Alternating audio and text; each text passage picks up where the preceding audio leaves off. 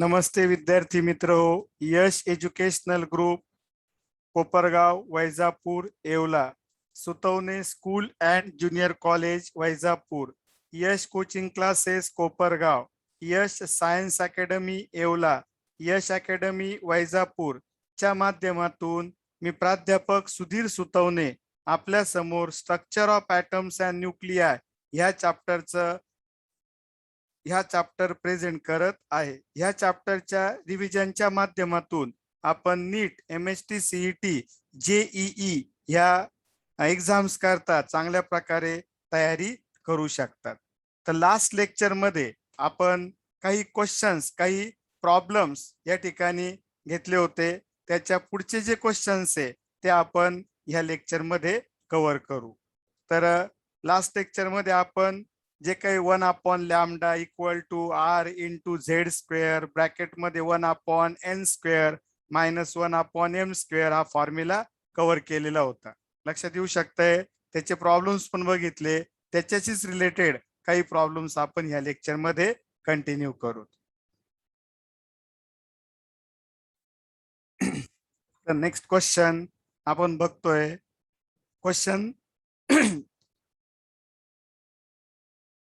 if the series limit frequency of the Lyman series is nu L, then the series limit frequency of the P fund series is.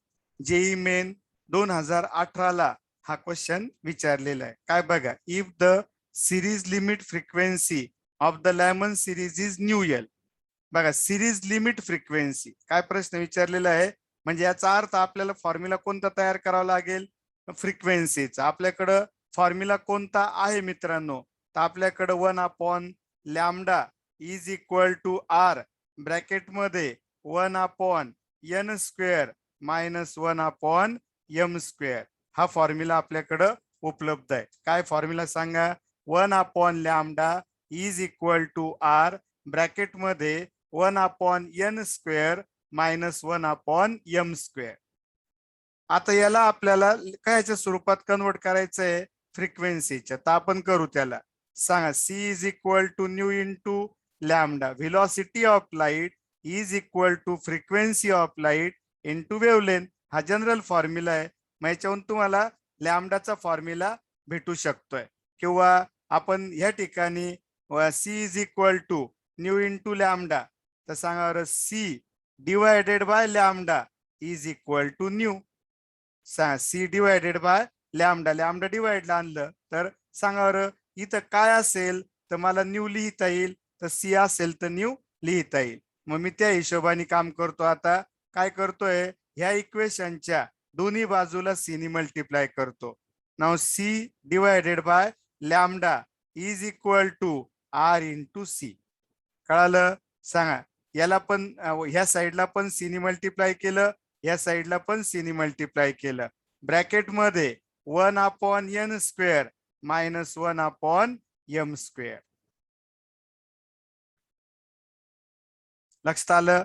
आता सांगा मित्रांनो, C/λ जागेवर काय लिहू शकतो बरं मी, न्यू लिहू शकतोय.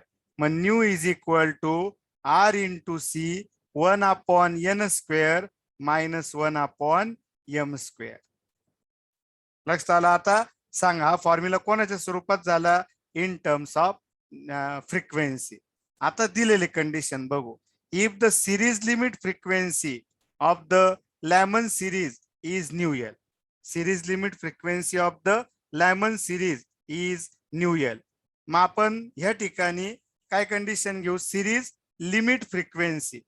आता मला सांगा मित्रांनो, सिरीज लिमिट फ्रिक्वेन्सी आपल्याला विचारलेलं आहे. काय विचारलेलं आहे, series limit frequency of the lemon series. मग त्या कंडिशन्स नुसार आपण इथं सॉल्व करायचा ट्राय करू. C/λ इज इक्वल टू, मग ही कंडिशन बघू काय आपल्याला येऊ शकते.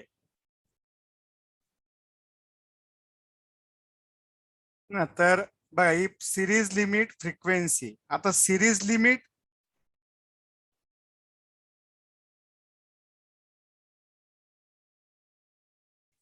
लिमिट फ्रिक्वेन्सी पण कोणा करता, for Lyman series. Series limit frequency for Lyman series. आता लायमन सिरीज करता आपल्याला सिरीज लिमिट फ्रिक्वेन्सी घ्यायची मित्रांनो. काय घ्यायचंय? Series limit frequency for Lyman series. काय येईल बरं?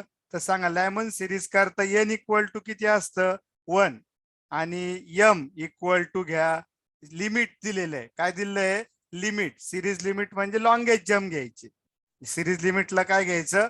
Longest jump. मग एन इक्वल टू 1 आहे, एम इक्वल टू इन्फिनिटी आहे. एन इक्वल टू 1 आहे, एम इक्वल टू इन्फिनिटी घ्या आणि मग फॉर्म्युलात व्हॅल्यू पुटअप करा. मग इथं वाटल्यास घेऊ आपण न्यू यल.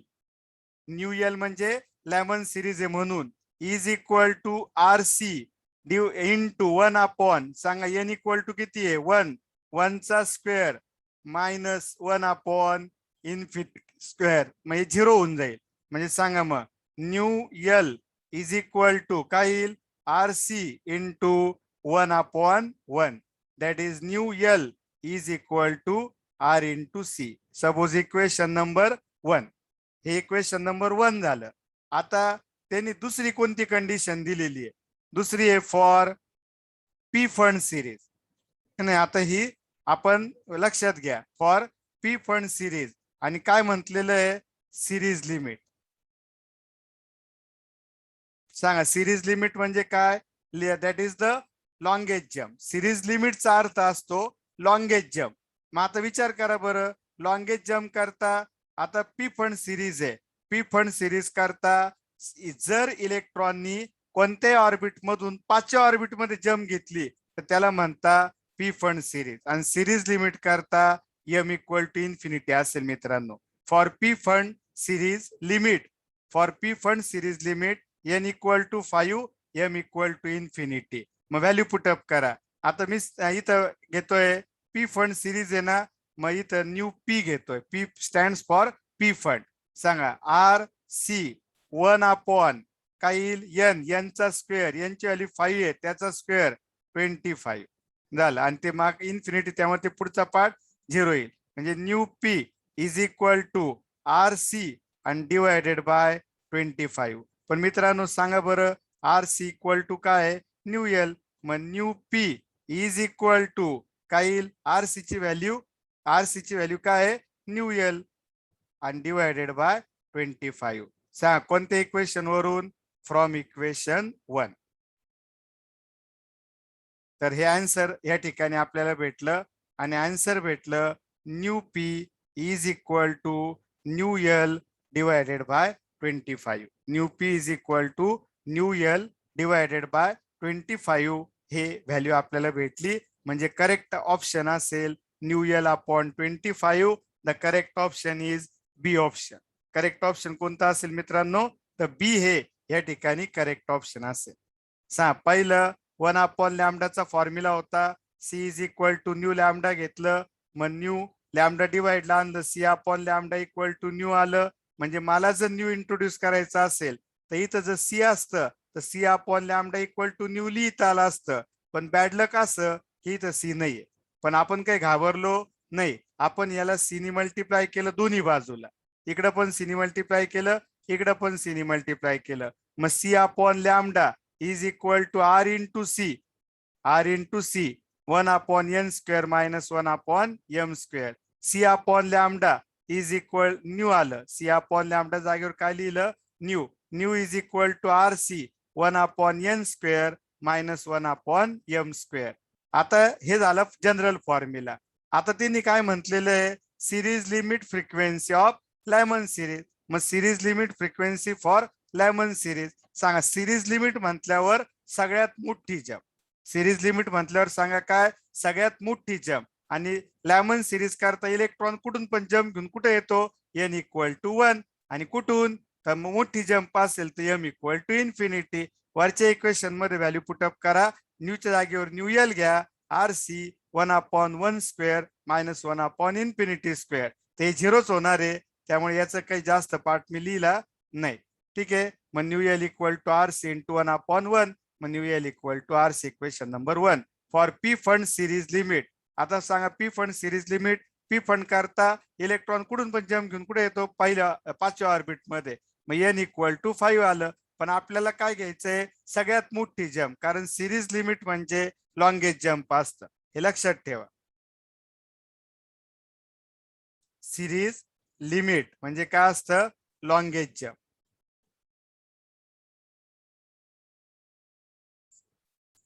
हे लक्षात ठेवा. ठीक आहे. मग n equal to 5, m equal to infinity, value put up करायच्या. तर मग न्यूच्या ऐवजी न्यू पी लिहा, पी फंड आहे म्हणून. RC 1/n², यांची व्हॅल्यू किती आहे 5 चा स्क्वेअर आणि -1 इन्फिनिटी दॅट इज 0. मग असं आलं RC इक्वल टू काय पण न्यू आहे. अशा पद्धतीने क्वेश्चन सॉल्व्ह झाला. तर हे बघा, तुम्ही व्यवस्थित बघा, व्यवस्थित सॉल्व्ह करा, काही अडचण नाही येणार. लिहून घ्या, पहिले समजून घ्या, मग मनाने लिहायचं ट्राय करा. नाही जमलं तर मग बघून लिहून घ्या. नेक्स्ट क्वेश्चन कडे जातोय मित्रांनो आपण. क्वेश्चन नंबर 19 कडे जातोय. If an electron in hydrogen atom jumps from an orbit of level n equal to 3 to orbit of level n equal to 2, emitted radiation has a frequency. आता simple question आहे. आताच आपण format घेतलेला आहे, त्याच्यामुळे आता काही अडचण येणार नाही आपल्याला. सांग आता आपल्याला त्या ठिकाणी पहिलं काय घ्यायचंय सांगा. 1/λ इज इक्वल टू सांगा r ब्रॅकेट मध्ये 1/n² -1/m². नोटेशन बदलल्यावर लक्षात ठेवा, हे कोणतं ऑर्बिट घ्यायचंय मित्रांनो, लोअर ऑर्बिट. जिथं इलेक्ट्रॉन जम्प घेतोय त्याची व्हॅल्यू इथं घ्या. आणि इथं कोणतं ऑर्बिट घ्यायचंय, हायर ऑर्बिट. लक्षात घ्या, 1/n² -1/m². n म्हणजे लोअर ऑर्बिट, m म्हणजे हायर ऑर्बिट. लक्षात आलं का. n म्हणजे काय, लोअर ऑर्बिट, m म्हणजे काय, हायर ऑर्बिट. एवढं लक्षात ठेवा. नोटेशन बदलले तरी काही घाबरायचं कारण नाहीये. पण आपल्याला काय विचारलं, फ्रिक्वेन्सीचा पार्ट. मग आपल्याला माहितीच आहे. सांगा, याला सी नी मल्टिप्लाय करा, याला सी नी मल्टिप्लाय करा. c/λ is equal to r into C, 1/n² -1/m². पण सांगा c/λ म्हणजे कोण असतं मित्रांनो, न्यू. आताच झालेलं आहे. RC 1/n² -1/m². हा झाला न्यूचा फॉर्म्युला. आता तुम्ही म्हणताल लॅमडाचा फॉर्म्युला होता, न्यूचा का तयार केला. तर मित्रांनो लक्षात घ्या, आपल्याला त्यांनी न्यू विचारलेलं आहे, म्हणून आपण हा फॉर्म्युला न्यूच्या स्वरूपात तयार करून घेतला. कोणाच्या स्वरूपात तयार केला, न्यूच्या स्वरूपात आपण हा फॉर्म्युला तयार केला. सांग आता पुढच्या स्टेप मध्ये काय, if electron in hydrogen atom jumps from an orbit of level n equal to 3 to orbit of level n equal to 2. Lower orbit 2 आहे, हायर ऑर्बिट 3 आहे. व्हॅल्यू पुटअप करा. व्हेन जाऊ द्या, डायरेक्ट व्हॅल्यू पुटअप करतोय. Nu is equal to RC bracket मध्ये 1/, lower orbit कोणतं आहे सांगा, 3 मधून 2 मध्ये. मग लोअर कोण आहे, 2 चा स्क्वेअर 4 -1/3 चा स्क्वेअर 9. ठीक आहे. मग nu is equal to RC सांगा, इथं किती येईल, 9 × 4 36. इथं 9 × 1 9 -4 × 1 4. मग nu is equal to RC bracket मध्ये 9 - 5 डिवायडेड बाय 36. आणि मग सांगा बरं काय आन्सर येईल. लगेच आन्सर आपल्याला डायरेक्टली भेटलं. 5 पहिले लिहा, 5 नंतर लिहा RC आणि डिवायडेड बाय 36. झालं, आन्सरच आलं डायरेक्ट शॉर्ट मध्ये. कळालं ना. तर या पद्धतीने आपल्याला हा पार्ट सॉल्व्ह करता येईल. सांगा, पहिलं काय केलं, 1/λ इक्वल टू r ब्रॅकेट मध्ये 1/n² -1/m². कधी लक्षात घ्या, हे इकडचं n म्हणजे कोणतं ऑर्बिट आहे, लोअर ऑर्बिट, आणि m म्हणजे हायर ऑर्बिट. नोटेशन काही राहू द्या, पण तुम्हाला लोअर आणि हायर लक्षात घ्या. पहिले लोअर मग हायर, पहिले लोअर मग हायर. मग सांगा, पण आपल्याला विचारलेलं काय मित्रांनो, फ्रिक्वेन्सी. जेव्हा फ्रिक्वेन्सी विचारली, याला सिनी मल्टिप्लाय करा, याला सिनी मल्टिप्लाय करा. दोन्ही बाजूला सिनी मल्टिप्लाय केलं तर काही अडचण नाही. मग c/λ जागेवर काय लिहा, न्यू. आणि मग दिलेल्या कंडिशन्स नुसार लोअर ऑर्बिट 2 दिलेलं आहे, हायर ऑर्बिट 3 दिलेलं आहे, त्याचे स्क्वेअर घेऊन व्हॅल्यू पुटअप केल्या या, तर आपल्याला इक्वेशन भेटलं आणि हे आन्सर भेटलं. तर nu is equal to 5RC divided by 36. 5RC divided by 36. The correct answer is D option. Correct answer कोणतं आहे मित्रांनो? इथं डी हे करेक्ट ऑप्शन. लिहून घ्या, समजून घ्या, लिहून घ्या. MHT CET 2014 विचारलेला प्रश्न आहे.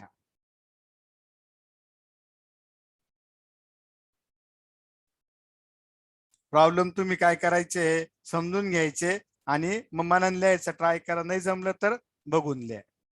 नेक्स्ट क्वेश्चन कडे आपण जाऊ मित्रांनो. If an electron in hydrogen atom jumps from third orbit to second orbit. सांगा आता तिसऱ्यातून दुसऱ्यात. It emits a photon of wavelength lambda. When it jumps from fourth orbit to third orbit, the corresponding wavelength of the photon will be. नीटच्या 2016च्या परीक्षेमध्ये हा प्रश्न विचारला गेलेला आहे. आपण हा पण प्रश्न इथे सॉल्व्ह करून टाकू. आपल्याला सॉल्व्ह करता येईल, काही अवघड नाहीये. आता बऱ्यापैकी आपली प्रॅक्टिस सुद्धा झालेली, त्यामुळे आपल्याला हे क्वेश्चन सॉल्व्ह करायला काही अडचण येऊ शकत नाहीये. सांगा आता काय करू. पहिलं तिसऱ्यातून दुसऱ्यात जम घेतोय. पहिला फॉर्म्युला मी घेतो, 1/λ is equal to R bracket मध्ये 1/n² मायनस 1/m². मी तुम्हाला ऑलरेडी सांगितलेलं आहे मित्रांनो. काय सांगितलेलं आहे की हे कोणतं ऑर्बिट आहे? Lower orbit. हे कधी लक्षात ठेवा, इथं जे दिलेले आहे ते लोअर ऑर्बिट आहे आणि इथं जे दिलेले आहे ते कोणतं असतं? Higher orbit. लक्षात आलं? 1/n² हे झालं लोअर ऑर्बिट आणि 1/m² हे हायर ऑर्बिट. लोअर पहिले, हायर नंतर, हे लक्षात ठेवा. ठीक आहे, आता पुढची स्टेप आपण सॉल्व्ह करू. पुढच्या स्टेप मध्ये आपण सॉल्व्ह करू. सांगा बरं आता 1/λ is equal to R bracket मध्ये 1/, सांगा तिसऱ्यातून दुसऱ्यात. तिसरं हे झालं हायर ऑर्बिट, जिथं जम घेतोय ते लोअर ऑर्बिट, जिथं जम घेतोय 2 चा स्क्वेअर 4 मायनस 1/3 3 चा स्क्वेअर 9. इथं खूप वेळ झालंय मित्रांनो. 1/λ R ब्रॅकेट मध्ये आता इथं किती येतं सांगा? 36. 9 मायनस बघा हे 9 into 1 9 minus 4 into 1 4 9 that is 5. कळालं? मग सांगा बरं आता हे पार्ट आपल्याला लक्षात घेतलं आपण. आता इथं मी लॅम्डाची व्हॅल्यू शोधतोय. मग इथं 1/λ इज इक्वल टू आलं 5R divided by 36. 5R divided by 36 he value आली. मग लॅम्डा इज इक्वल टू, आता ओके आपण हे बघू कशा पद्धतीने सॉल्व्ह करायचंय. तर 1/λ ची व्हॅल्यू आली. मग मी इथं काय करू शकतोय? क्रॉस मल्टिप्लिकेशन करतो. 36 वाटल्यास इथं या 36 ला मल्टिप्लाय नेतो, 5 ला डिवाइड ला आणतो. तर सांगा बरं इथं काय येईल? मग 5λ इज इक्वल टू समजा R. तर मी कोणाची व्हॅल्यू शोधली? R ची व्हॅल्यू शोधली. कोणाची व्हॅल्यू शोधली? R ची. कसं का बरं ते पण बघू आपण, नंतर बघू. ठीक आहे, पहिले सॉल्व्ह करू आपण. काय कंडिशन्स भेटताय त्याच्यानुसार आपण बघू इथं काय करता येईल. ठीक आहे, आता सांगा पुढची कंडिशन. ही झाली पहिली कंडिशन. आता पुढची कंडिशन मध्ये सांगा when it jumps from fourth orbit to third orbit. म्हणजे आता चौथ्यातून तिसऱ्यात. सांगा बरं चौथ्यातून तिसऱ्यात जिथं जम घेतो त्याला n समजायचं. जिथून जम घेतो त्याला m, पहिले n इक्वल टू 3 आहे. जिथून जम घेतो त्याला m समजा, m इक्वल टू 4 आहे. n इक्वल टू 3 आहे, m इक्वल टू 4 आहे. मग आता सांगा बरं 1/λ इक्वल टू R ब्रॅकेट मध्ये 1/, सांगा n यांची व्हॅल्यू 3 आहे चा स्क्वेअर 9 मायनस 1/16 4 चा स्क्वेअर. ठीक आहे, याला आपण लॅम्डा, पहिल्याला लॅम्डा म्हटलं होतं, याला आपण λ1 म्हणू वाटल्यास. पहिले लॅम्डा म्हटलं होतं ना, मग याला λ1 म्हणू. ठीक आहे, मग 1/λ1 is equal to R bracket मध्ये येईल 144 नंतर हे 16 minus 9. 1/λ1 is equal to 16 minus 9 7 R घेतलं आणि डिवायडेड बाय 144 डिवायडेड बाय 144. लक्षात आलंय सर्वांना. मग 1/λ1 ची व्हॅल्यू. आता taking reciprocal on both side, मग λ1/1 that is λ1 is equal to येईल 144 रेसिप्रोकल घ्या divided by 7r divided by काय आलं मित्रांनो 7r. मग λ1 is equal to 144 divided by 7 into 1/r. म्हणजे आर सेपरेट लिहिलं. आता मित्रांनो माझ्याकडं व्हॅल्यू आहे आर ची. काय व्हॅल्यू आहे सांगा. 1/, मला आर ची व्हॅल्यू माहिती आहे 36/5λ 36/5λ. पण मग 1/r ची काय होईल 5λ/36. हे लक्षात घ्या. 1 ची व्हॅल्यू तुमच्याकडे आहे 36/5λ, पण मला 1/r म्हणजे याच्या रेसिप्रोकलची व्हॅल्यू लागते. That will be 5λ/36 5λ divided by 36. आणि मग आपल्याला हा पार्ट लक्षात घ्यावा लागेल, सॉल्व्ह करावा लागेल. आता काही कॅल्क्युलेशन सांगा इथं आपण सॉल्व्ह करूच जाऊ. कितीने डिवाइड करता येईल याला 4 डिवाइड करता येईल. कितीने डिवाइड करता येईल 4 आपण याला डिवाइड करू शकतोय. आणि 4 डिवाइड करून आपण लास्टला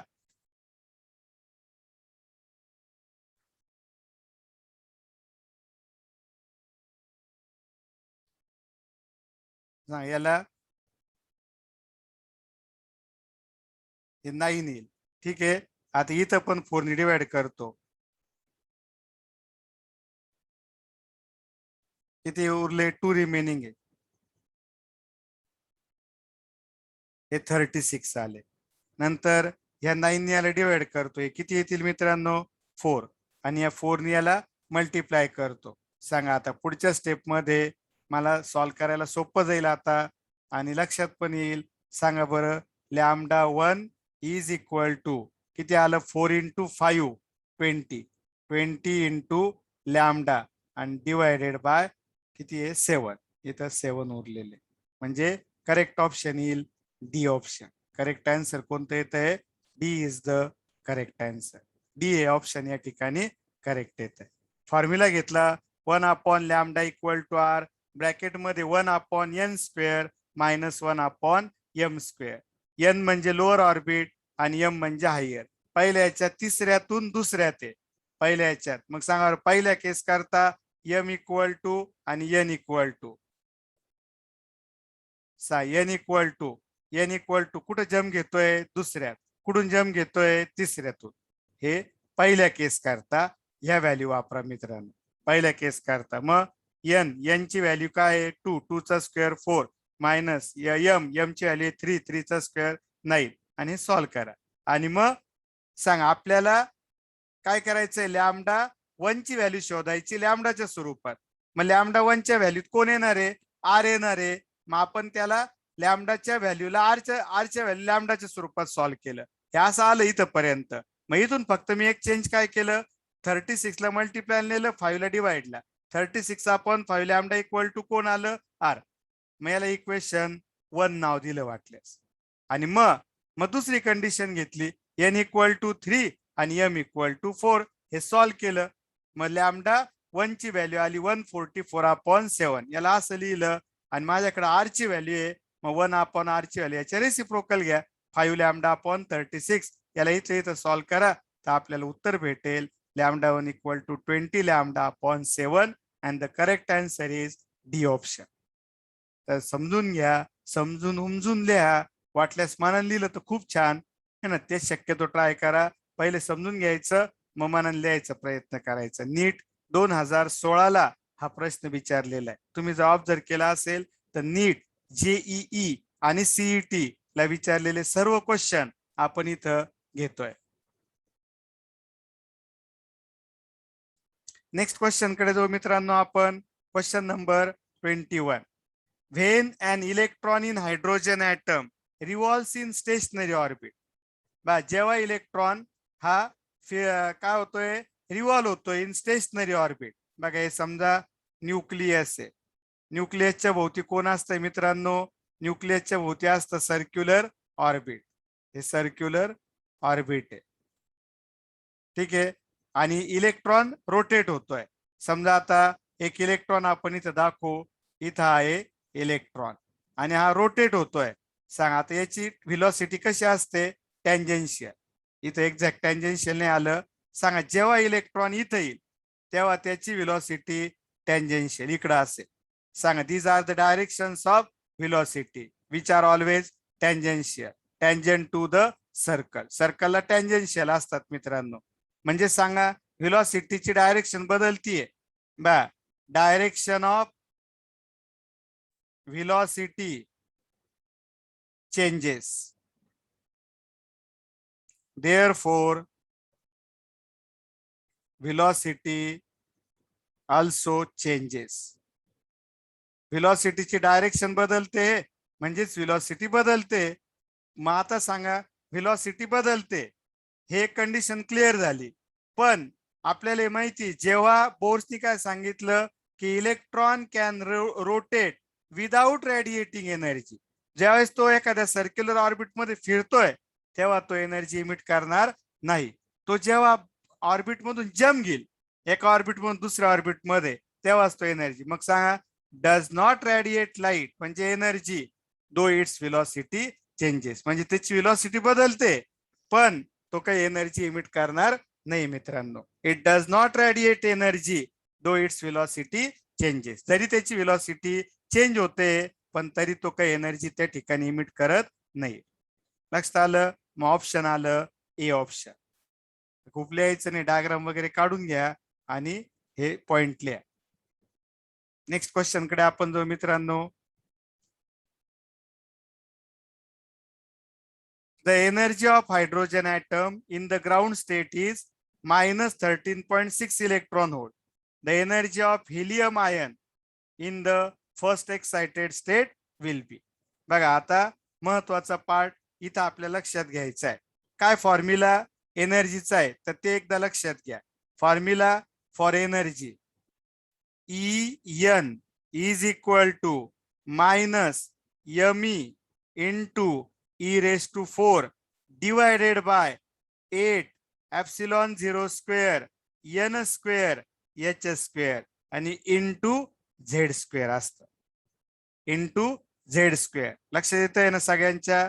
हा तर हा फॉर्म्युला इन टर्म्स. आता मला इथं ऍक्च्युअल हा एवढाच फॉर्म्युला जनरली वापरतो पण इथं मला झेड लिहायची गरज पडली का? कारण एक ऍटम हायड्रोजनचा आहे आणि एक ऍटम हेलियमचा आहे. हायड्रोजनचा ऍटॉमिक नंबर 1 आहे आणि हेलियमचा ऍटॉमिक नंबर 2 आहे. म्हणजे सारखे का वेगळे? वेगवेगळे मित्रांनो. आणि त्यामुळे इथं झेड घेण्याची आवश्यकता आपल्याला नक्कीच आहे. झेड घ्यावंच लागणार आहे. आणि मग अशा केसमध्ये आपल्याला En is equal to formula घेता येतो minus 13.6 divided by n square into Z square. हा फॉर्म्युला है ना. का बरं? कारण me फिक्स व्हॅल्यू आहे, E फिक्स व्हॅल्यू आहे, 8 fix value, epsilon 0 fix value आहे, H फिक्स व्हॅल्यू आहे. मग त्या सर्वांचं कॅल्क्युलेशन इतकं येत आहे आणि हे युनिट येईल इलेक्ट्रॉन होल. हा फॉर्म्युला तुम्हाला पाठ करायचा आहे. बऱ्याच ठिकाणी आपल्याला आता हा फॉर्म्युला वापरायचा आहे मित्रांनो. एनर्जीचा हा फॉर्म्युला तर तुम्हाला डेरिवेशन मध्ये आहे ना. पण डेरिवेशन मध्ये जरी तुम्हाला असेल तरी लक्षात नाही राहिला तरी हा मात्र तुम्हाला लक्षात ठेवावा लागेल. एन म्हणजे ऍटॉमिक एन म्हणजे ऑर्बिटचा नंबर आहे, प्रिन्सिपल क्वांटम नंबर. आणि झेड म्हणजे ऍटॉमिक नंबर आहे. झेड म्हणजे काय सांगा या ठिकाणी? ऍटॉमिक नंबर आहे. मग आता सांगा पहिला पार्ट हा फॉर्म्युला आपण घेतला आणि ज्यामध्ये हे 13.6 हायड्रोजन करता ही कंडिशन आपण घेतली. 13.6 हायड्रोजनची एनर्जी -13.6 असते. दिलंय त्यांनी ग्राउंड स्टेट मध्ये. कोणत्या स्टेट मध्ये? ग्राउंड स्टेट मध्ये. कसं बघा ग्राउंड स्टेट. आता ground state for ground state सांगा n इक्वल टू किती आहे? 1. आणि फॉर हायड्रोजन सांगा हायड्रोजन करता जर मी विचार केला तर सांगा झेड इक्वल टू किती आहे? 1. मग आता विचार करा बरं इथं मी झेडची व्हॅल्यू समजा, मग इथं जर व्हॅल्यू घेतली ग्राउंड स्टेट आहे म्हणजे n इक्वल टू 1 आणि कोणाकरता सांगा हायड्रोजन करता इज इक्वल टू काय येईल -13.6 divided bye 1 square into 1 square आणि इलेक्ट्रॉन व्होल्ट. का बरं झेडची व्हॅल्यू 1 आहे यांची व्हॅल्यू मग किती आलं -13.6 इलेक्ट्रॉन व्होल्ट. हे दिलेलं आहे त्यांनी मित्रांनो, ही व्हॅल्यू दिलेली आहे. आता दुसरा जर मी हेलियमचा ऍटम घेतला, कोणाचा ऍटम घेतला हेलियमचा, तर हेलियमच्या ऍटम करता सांगा. आता हे झालं पहिलं हायड्रोजन, हे डायरेक्टली दिलेलं आहे. हे म्हणजे मी सॉल्व्ह केलं पण सॉल्व्ह करायची गरज नव्हती, हे डायरेक्ट दिलेलं आहे आपल्याला. 13.6 हे बेसिक कन्सेप्ट आहे हायड्रोजन करता. पण आपल्याला आता कोणाकरता शोधायचंय मित्रांनो हेलियम करता. कोणाकरता शोधायचंय हेलियम करता. मग सांगा बरं हेलियम करता हाच फॉर्म्युला वापरायचा आहे काय फॉर हेलियम. सांगा हेलियम करता फर्स्ट एक्साइटेड स्टेट म्हटलेलं आहे. आता लक्षात घ्या ग्राउंड स्टेट ही कधीच एक्साइटेड स्टेट नसते. मग फर्स्ट एक्साइटेड स्टेट कोण होईल दुसरं ऑर्बिट. मग n इक्वल टू 2 कोणा करता for first excited state. For first excited state n equal to 2 घेतलं मित्रांनो. For first excited state n equal to 2 आणि सांगा for helium z equal to also 2. Atomic number पण किती आहे 2 आहे.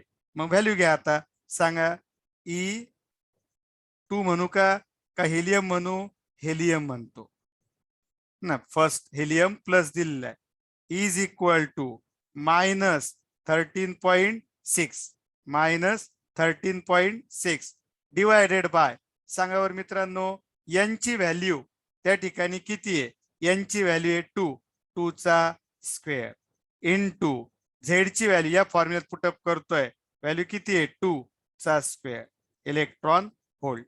मग सांगा -13.6 डिवाइड बाय 2 स्क्वेअर आणि 2 स्क्वेअर कॅन्सल होतील मग डायरेक्ट उत्तर आलं. मग सांगा उत्तर आपल्याला भेटलं या ठिकाणी मायनस ह्या असा पार्ट भेटला. तर सांगा कोणतं ऑप्शन आलं इथं तर option will be A option -13.6 electron volt. कारण ते कॅन्सल झालं त्याच्यामुळे ते व्हॅल्यू तशी आली. थोडा काही बदल असता तर मग आपण त्या पद्धतीने सुद्धा सॉल्व्ह केलं असतं. तर नीट 2010 ला विचारलेला हा प्रश्न आहे.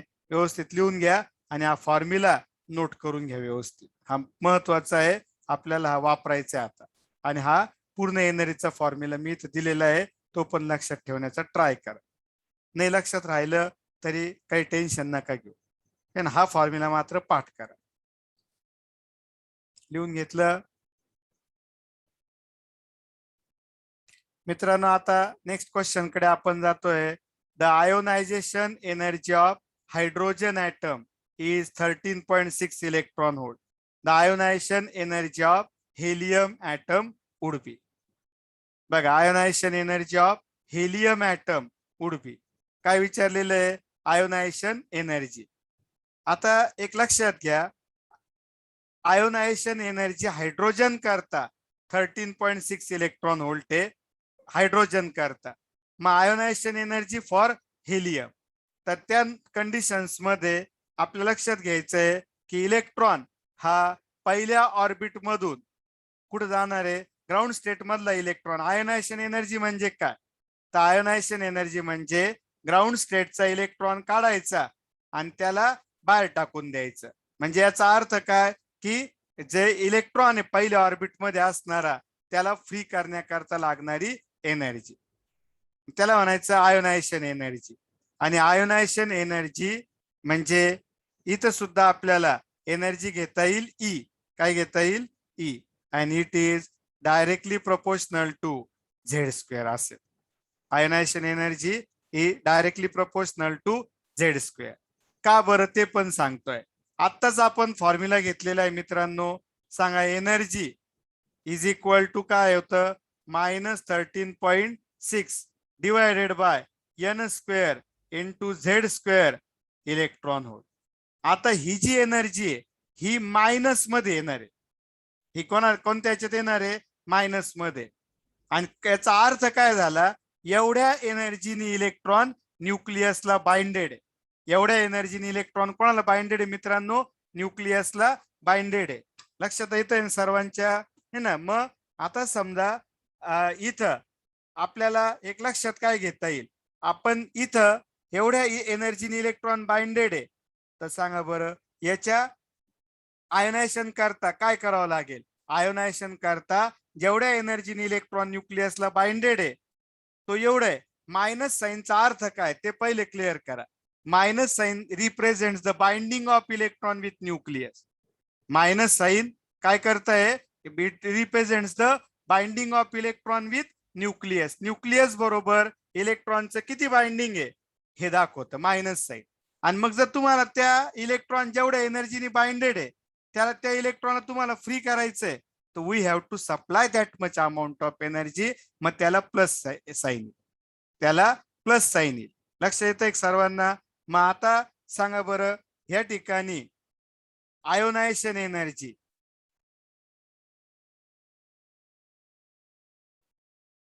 आयोनायझेशन एनर्जी काय असेल? E is equal two plus sign येईल. कोणतं साइन येईल? Plus sign. आणि म्हणजे का कळालं का? कारण ही जी आहे ही टोटल एनर्जी आहे. एवढ्या एनर्जीने मायनस साइन याला, एवढ्या एनर्जीने इलेक्ट्रॉन कोणाशी बाइंडेड आहे? न्यूक्लियसशी. मग तेवढीच एनर्जी पण पॉझिटिव्ह आपण सप्लाय केली तर मग इलेक्ट्रॉन फ्री होईल. म्हणून इथं मायनसच्या ऐवजी प्लस साइन दिलं. त्याचं कारण कळालं, कारण ही एनर्जी इलेक्ट्रॉनला फ्री करण्याकरता लागणार. आता हेलियम करता घेऊ. सांगा बरं हेलियम करता इलेक्ट्रॉनला आयोनाइज कुठून करायचंय? पहिल्या ऑर्बिट मधून आहे ना. म्हणजे थोडक्यात सांगा इथं झेड बरोबर डायरेक्ट प्रपोर्शन घेईल. मग E is equal two plus 13.6 इथं 1 घ्यायचं, 1 स्क्वेअर इंटू सांगा झेडची व्हॅल्यू किती घेणार तुम्ही? झेडची व्हॅल्यू घ्या हेलियम करता किती आहे? झेड ऍटॉमिक नंबर 2 आहे त्याचा square is equal to plus 13.6 into 4 is equal to 54.4 electron volt. आणि इन शॉर्ट तुम्ही लक्षात ठेवा ionization energy is directly proportional to Z square. म्हणजे मग सोपं जाईल. तर ही व्हॅल्यू इथं आपल्याला भेटू शकली. तर आन्सर आलं 54.4 electron hold. The correct option is D option. Question number 23 च आन्सर करेक्ट आन्सर आलं डी ऑप्शन. तर समजून घ्या, लिहून घ्या.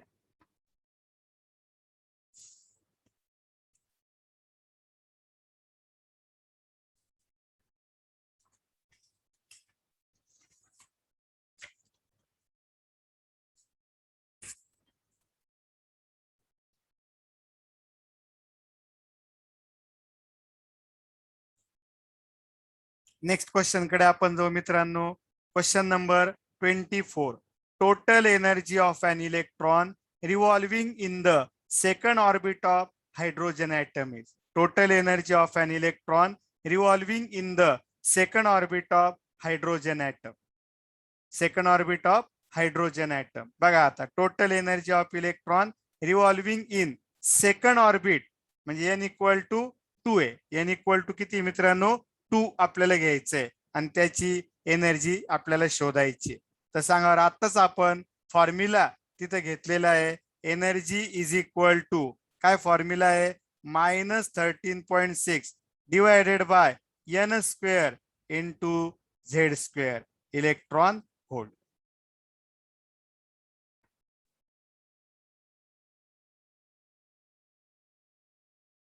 हा फॉर्म्युला आहे. आता सांगा टोटल एनर्जी ऑफ इलेक्ट्रॉनचा फॉर्म्युला आहे रिव्हॉल्विंग इन सेकंड ऑर्बिट. सांगा for second orbit n equal to 2 आणि z इक्वल टू 1. कोणता ऍटम आहे? हायड्रोजनचा. हायड्रोजन ऍटम करता z ची व्हॅल्यू 1 असते मित्रांनो. पुटअप करा value. En is equal to -13.6 divided by 2 चा स्क्वेअर इंटू 1 चा square electron volt. Next EN. आता EN नका घेऊ इथं, E2 घ्या. मग E2 is equal to -13.6 divide by 4 electron volt. मग E2 सेकंड ऑर्बिट आहे म्हणून E2 घेतलं मित्रांनो. आन्सर येत आहे -3.4 इलेक्ट्रॉन व्होल्ट. कोणतं ऑप्शन आलं? C is the correct answer. एकदम सोपं आणि साधं आहे. फॉर्म्युला तुम्हाला पाठ झालेला आहे, तेवढा फॉर्म्युला वापरायचा फक्त आणि सॉल्व्ह करायचं. येऊ शकताय सर्वांना, सॉल्व्ह करू शकताय सर्व, काही अडचण नाहीये. एकदा वाचून घ्या आणि मनाने सॉल्व्ह करा. नेक्स्ट क्वेश्चन कडे आपण जाऊ. Question number 25. Question number 25. Energy required for the electron excitation in lithium +2 from the first to the third Bohr's orbit. बघा, energy required for the electron excitation in lithium. lithium आता सांगा पहिल्या orbit आणि तिसरा orbit. तर मला काय करावं लागेल, किती एनर्जी लागतील ते विचारलेलं आहे. तर मी काय करणार बघा, पहिल्या ऑर्बिटला एनर्जी किती आहे आणि तिसऱ्याला किती आहे ते शोधणार आणि तिसऱ्या ऑर्बिटच्या एनर्जी मधून पहिल्या ऑर्बिटची एनर्जी वजा करणार. मग मला पहिल्यातून तिसऱ्यात जाण्याकरता किती एनर्जी लागते ते भेटू शकेल. सांगा, माझ्याकडे फॉर्म्युला आहे, आपल्याकडे फॉर्म्युला आहे. काय सांगा, EN is equal to -13.6 divided by N square into Z square electron volt. सांगा आता फॉर लिथियम पहिल्या कंडिशन मध्ये, फॉर लिथियम +2 त्यांनी काही फरक नाही पडणार. सांगा N फर्स्ट ऑर्बिट मध्ये, मी पहिलं for first orbit, for first orbit for lithium N equal to किती घ्या मित्रांनो 1 आणि Z equal to atomic number लिथियमचा 3. Z ची व्हॅल्यू किती मित्रांनो 3. पुटअप करा. मग E1 is equal to -13.6 N यांची व्हॅल्यू 1 आहे, 1 चा स्क्वेअर इंटू Z, Z ची व्हॅल्यू 3 आहे, 3 चा स्क्वेअर इलेक्ट्रॉन व्होल्ट. मग E1 इज इक्वल टू -13.6 आणि इंटू काय येतंय सांगा 3, 3 चा स्क्वेअर किती येईल 9. -13.6 इंटू 9 ही व्हॅल्यू आपल्याला घेता येऊ शकते. ठीक आहे, इथपर्यंत सर्वांच्या लक्षात आलेलं आहे. तर याला मल्टिप्लाय करू किंवा ठीक आहे बघू आपण. आता सांगा कोणत्या ऑर्बिट करता, फॉर थर्ड ऑर्बिट, आणि ऍटम कोणता आहे लिथियमच आहे, फॉर लिथियम. सांगा N इक्वल टू किती येईल आता 3 आणि Z equal to 3. N equal to पण 3 येईल, Z इक्वल टू पण 3 येईल. ही कंडिशन लक्षात घ्या व्यवस्थित. N इक्वल टू 3 आहे आणि Z इक्वल टू पण 3.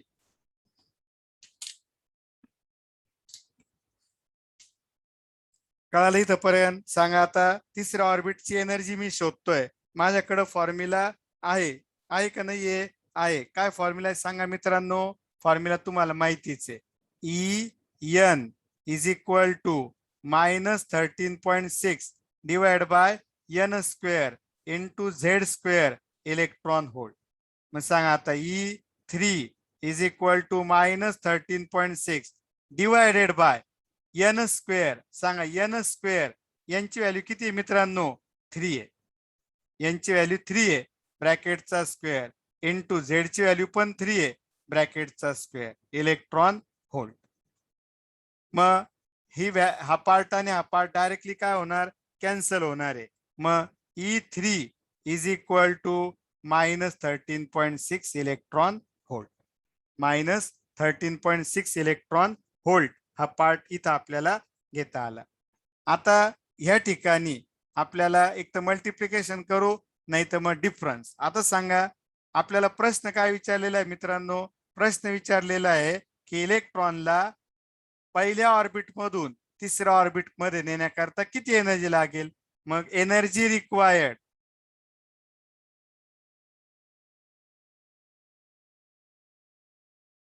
इज इक्वल टू काय फॉर्म्युला येईल?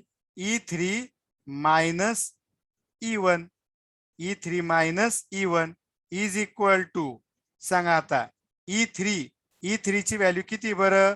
E3 मायनस 13.6 मायनस 13.6 आणि मायनस E1 ची व्हॅल्यू किती आहे? मायनस 13.6 इंटू 9 मायनस 13.6 इंटू 9 इथं सॉल्व करतोय. सांगा मग is equal to energy required E3 minus 13.7 minus इथं मायनस 13.6 मायनस मायनस काय होईल? Plus 13.6 into 9 is equal to आता याच्यातून कॉमन आपण काढू शकतोय नाही तर मग याचा आणि याचा गुणाकार करा, त्यातून एवढी व्हॅल्यू मायनस करा. द करेक्ट आन्सर इज तुम्ही सॉल्व करा C option is 108.8 electron volt. 108.8 electron volt will be the correct answer. AI-EEE म्हणजे जुन्या काळामध्ये AI-EEE जेईला AI-EEE म्हणायचे, म्हणजे जेईला विचारलेला क्वेश्चन या. कारण पहिलं ह्याच एक्झाम जेई एक्झामचं नाव आज जेई एक्झाम आहे, त्याचं पहिलं नाव AI-EEE होत.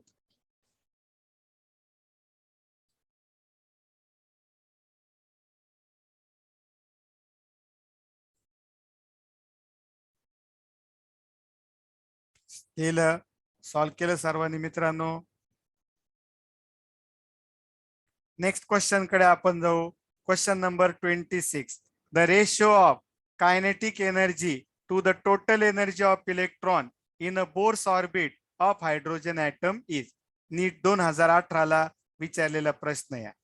त्याच्यात तुम्हाला काही कन्सेप्ट मी तुम्हाला पहिलं क्लिअर करतोय. बघा एनर्जी कोणत्या कोणत्या आपल्याला घेता येतील? Kinetic energy, binding energy, potential energy आणि टोटल एनर्जी. आपण जो मेन फॉर्म्युला बघितला तो कोणाचा होता मित्रांनो? टोटल एनर्जीचा होता. लक्षात घ्या यापैकी कायनेटिक आणि बाइंडिंग एनर्जी या पॉझिटिव्ह असतात आणि पोटेन्शियल आणि टोटल एनर्जी या निगेटिव्ह असतात. हे पहिलं लक्षात घ्या तुम्ही. आता यांच्यातले रिलेशन काय तर लक्षात घ्या, कायनेटिक एनर्जी आणि बाइंडिंग एनर्जी इक्वल असतात. कायनेटिक एनर्जी आणि बाइंडिंग एनर्जी इक्वल असतात आणि जे minus of the total energy इतके असतात. कारण का टोटल एनर्जी मायनस साइन आहे, ते मायनसचं मायनस घेतलं तर प्लस होऊन जाईल. Kinetic energy is equal to binding energy is equal to minus total energy. हा एक पहिला मेन फॉर्म्युला. दुसरा मेन फॉर्म्युला पोटेन्शियल एनर्जी ही बाकीच्या कोणत्या एनर्जी पेक्षा डबल असते.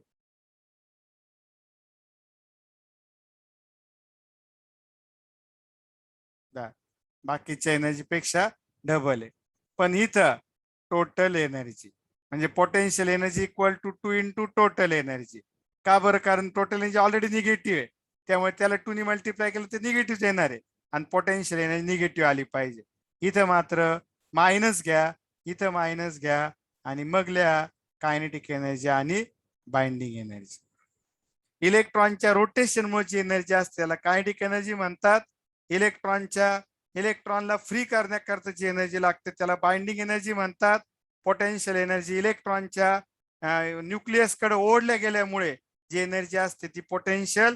कायनेटिक आणि पोटेन्शियल एनर्जी ऍडिशन म्हणजे टोटल एनर्जी आणि त्यांच्यातले वेगवेगळे रिलेशन्स. तर आपल्याला the ratio of kinetic energy to the total energy सांगा बरं मग. कायनेटिक एनर्जी आणि इज इक्वल टू काय मित्रांनो? Minus total energy. हा formula kinetic energy equal to minus total. मग kinetic energy divided by total energy equal to कोण येईल? -1. काही इथं कोणी राहिलं नाही म्हणजे 0 नाही, -1. मग -1 हा ही व्हॅल्यू आपल्याला भेटली म्हणजे सांगा काय विचारलंय, the ratio of kinetic energy सांगा -1 म्हणजे कायनेटिक एनर्जी आणि टोटल एनर्जी यांचा रेशो आपल्याला -1 आला किंवा त्याला 1/1 डिवायडेड बाय -1 असं पण घेता येईल, 1:-1 असा. म्हणजे कोणता ऑप्शन येईल, बी इज द करेक्ट. बी हे करेक्ट आन्सर असेल त्या ठिकाणी. कोणतं करेक्ट आन्सर असेल तर बी हे करेक्ट आन्सर आपल्याला घेता येईल. म्हणजे हे मायनस आहे इथं लिहिलं काही फरक नाही पडणार आहे, इथं लिहिलं तरी चाललं असतं. ऑप्शनच्या हिशोबाने मला ते घ्यावं लागेल, कारण इथं 1:1 आहे, ते नाही चालणार, कारण मायनस सेन आलं पाहिजे आणि 1:1 आलं पाहिजे आणि मायनस सेन आलं पाहिजे. हे करेक्ट आन्सर. तर correct answer is B option. Question number 26 करता लिहून घ्या व्यवस्थित, नीट 2018 ला विचारलेला प्रश्न आहे. रिलेशन्स पण लक्षात ठेवा, मी जे आता रिलेशन सांगितलेले these are the important relations, हे महत्वाचे रिलेशन्स आहे.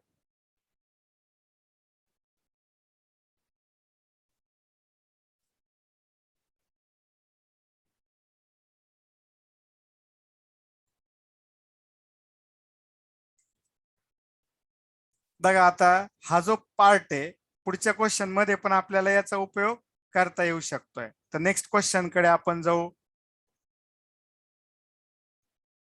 बघा आता, the total energy of electron in an atom in an orbit is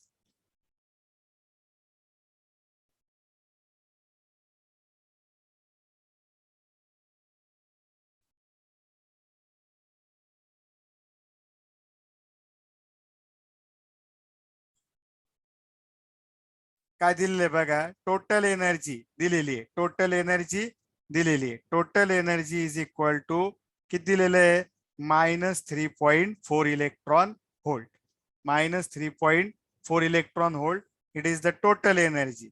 सांगा आता पुढे काय म्हटलं, इट्स कायनेटिक अँड पोटेन्शियल. सांगा बरं, टोटल एनर्जी आणि कायनेटिक एनर्जी काय असतंय. Kinetic energy equal to minus of the total energy. Kinetic energy equal to minus of the total energy is equal to minus total energy किती आहे, -3.4.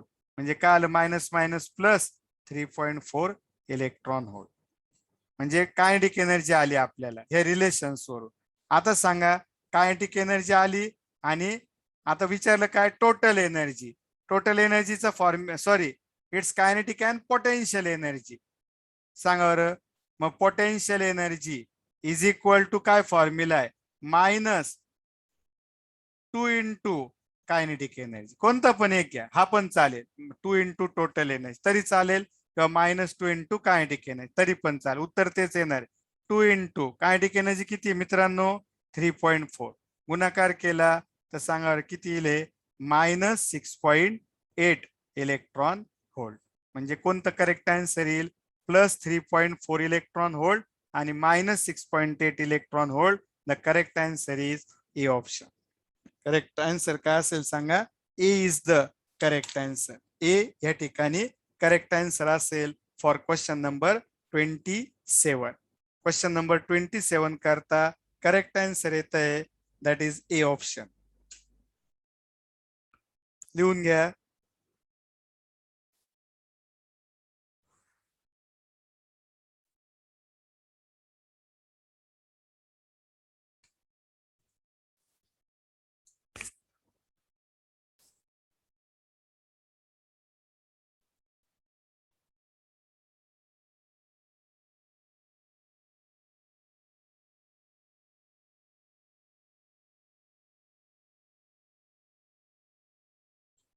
Next question कडे आपण जातोय, क्वेश्चन नंबर 20. आता बघा, नीट 2019 ला विचारलेला प्रश्न होता.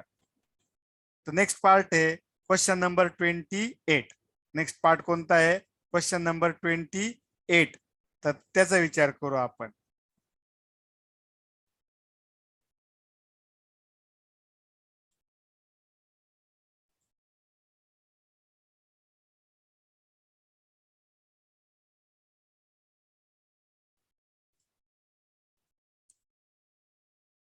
ओके, सांगा आता क्वेश्चन नंबर 28 चा आपण विचार करू. The values of potential, kinetic energy and total energy of electron in fourth orbit of the hydrogen atoms are respectively. कोणत्या ऑर्बिट मध्ये विचारलेलं आहे? Fourth orbit. कोणत्या कोणत्या? Potential, kinetic and total energy. तर आपल्याकडे जो मेन फॉर्म्युला आहे मित्रांनो, तो टोटल एनर्जीचा. आणि कोणता ऍटम आहे? हायड्रोजन. सांगा, आपल्याकडे फॉर्म्युला आहे En is equal to -13.6 divided by n square इथं इंटू पूर्ण याला z स्क्वेअर इलेक्ट्रॉन होल. हा फॉर्म्युला आहे. मग आता सांगा, आपल्याला कोणत्या ऑर्बिट करता? व्हेन, सांगा, फोर्थ ऑर्बिट करता शोधायचंय. फोर्थ ऑर्बिट करता व्हेन n इक्वल टू 4 आणि z किती आहे सांगा मित्रांनो? 1. फिक्स येते. हायड्रोजन ऍटम करता z ची व्हॅल्यू किती असते? 1 असते. हायड्रोजन ऍटम करता z ची व्हॅल्यू 1 आपल्याला घेता येईल. लक्ष येत आहे सर्वांना? मग आपण इथं z इक्वल टू 1 घेतलं आणि n. मग सांगा बरं, आता साधारण फॉर्म्युले आपल्याला पाठ झाले, त्यामुळं हे फॉर्म्युले आता काही इथं ठेवत नाहीये, कारण आपल्याला प्रॉब्लेम सॉल्व्ह करायला जागा लागणार आहे.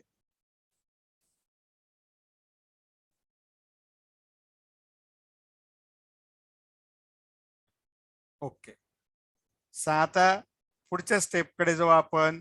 पुढच्या स्टेप मध्ये आपल्याला सॉल्व्ह करता येईल. सांगा मग, E4 फोर्थ ऑर्बिट करता E4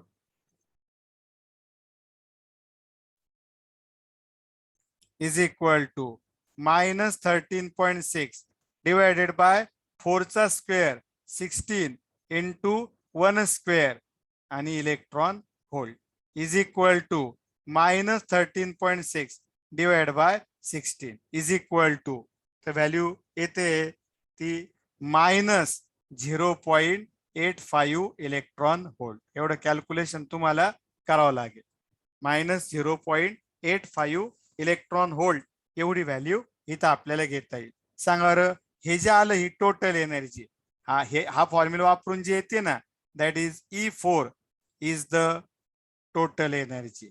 it is equal to -0.85 electron volt. समजलं? आता ही टोटल एनर्जी. आता काही अडचण नाही. कायनेटिक एनर्जी इक्वल टू का असतंय मित्रांनो? Minus of the total energy equal to minus 0.85 electron volt. It is plus 0.85 electron volt. आता potential, potential energy equal to 2 into total energy. Formula आहे. मग 2 इंटू -0, मायनस नाही, 0. सॉरी, मायनस आहे.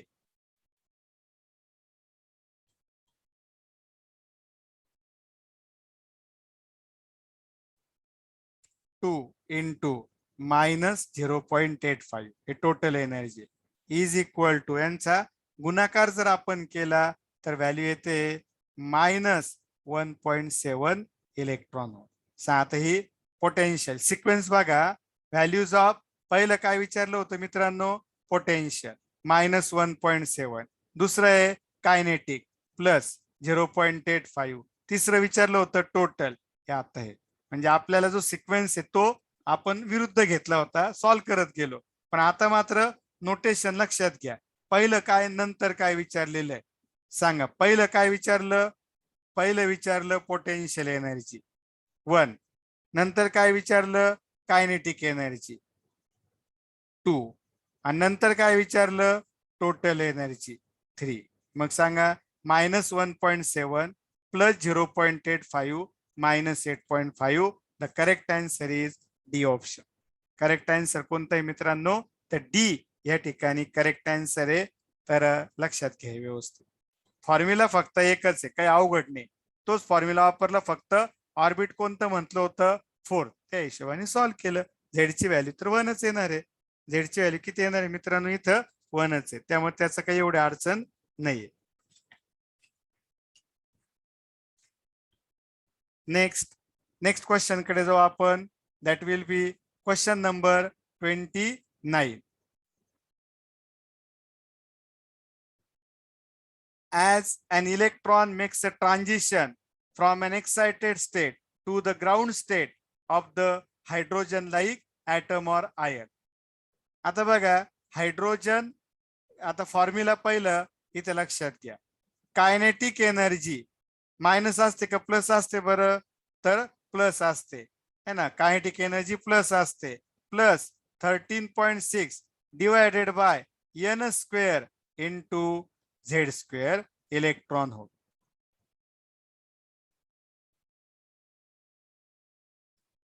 आता बघा व्यवस्थित लक्षात घ्या.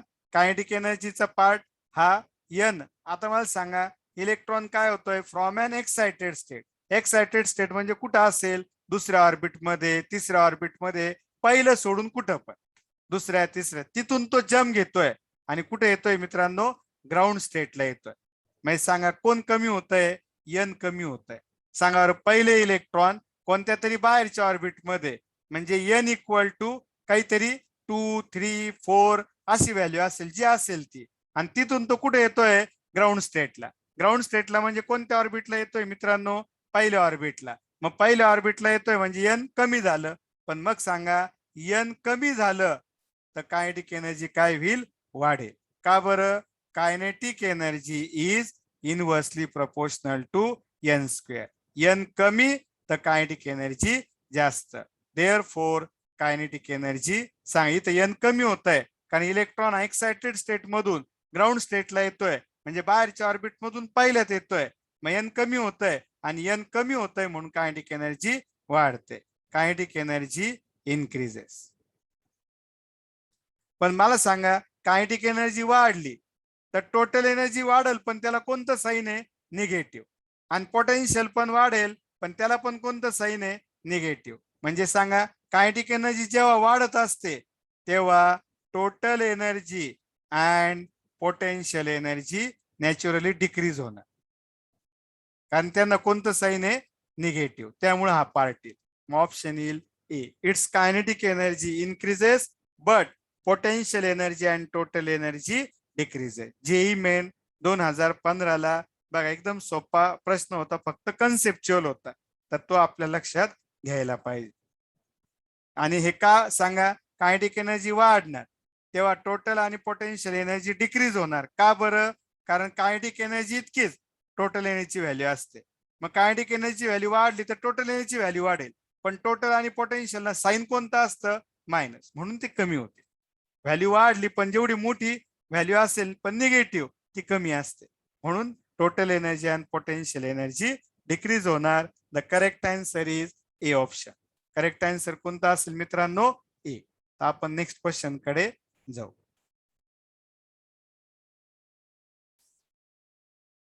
The ionization energy of hydrogen is 13.6 electron volt. The energy of photon released when it jumps from first excited state n equal to 2 to the ground state of hydrogen atom is. एकदम सोपा part आहे. सांगा कुठून कुठे येतोय? First excited state मधून ground स्टेटला. तर माझ्याकडं फॉर्म्युला आहे. सांगा पहिलं En is equal to minus 13.6 divided by n square into z square electron volt. पहिल्यांदा फॉर कुठे येतोय इलेक्ट्रॉन? Ground state.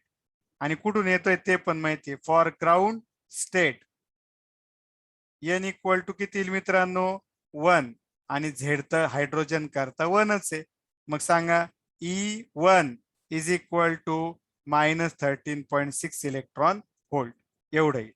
आता एवढा पार्ट आहे. हाला पहिल्या ऑर्बिटची एनर्जी. आता सांगा for second first excited state. First आहे, first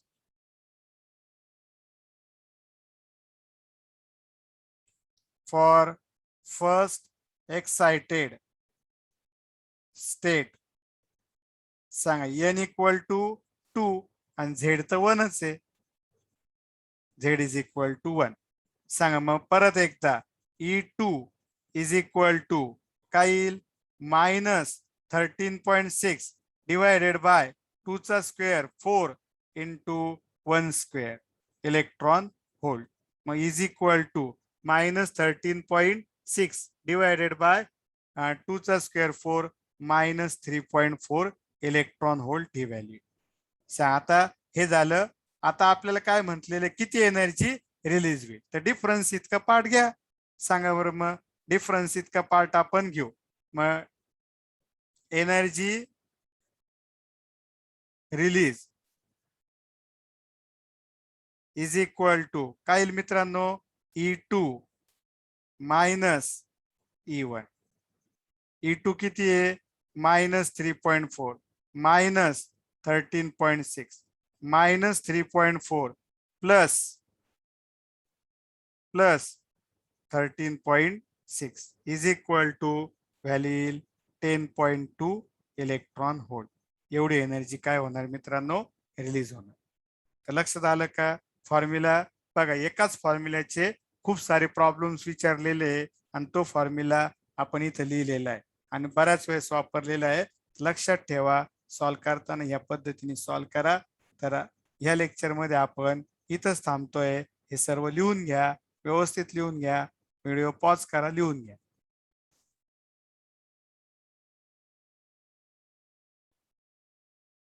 thank you friends. Thank you very much.